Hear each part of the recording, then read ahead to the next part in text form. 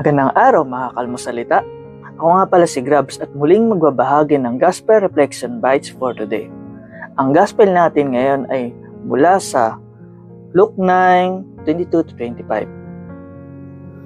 Sabi sa Ebanghelyo na nag-strike sa akin ay, kung ibig ninumang sumunod sa akin, limutin niya ang ungkol sa kanyang sarili. Pasanin araw-araw ang kanyang krus at sumunod sa akin. Paganda ng gospel nito.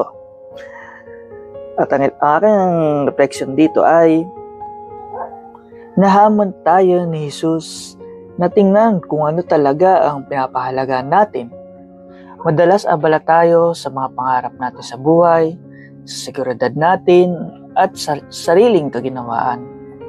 Ngunit, tinatanong niya, ano ba ang mga silbing ng lahat nito kung mawawala din tayo dito sa lupa? Ang krus na tinutukoy ni Jesus ay hindi laging mabigat na problema, kundi sa pang-araw-araw nating pagpiling magmahal, magpatawad, at manatiling tapat kahit mahirap man ang buhay. Ang tunay na buhay hindi din nasusukat sa kung gaano karami ang naiipon, kundi sa kung gaano karami ang naialay. Sa bawat maliliit na sakripisyo natin para sa Diyos at para sa kapwa, unti-unti natin natutuklasan na ang pagkawala sa sarili pala ay nagiging daan patungo sa mas ganap na buhay na walang hanggan. Kung nagustuhan mo ang video na to, like, follow, and share natin sa social media.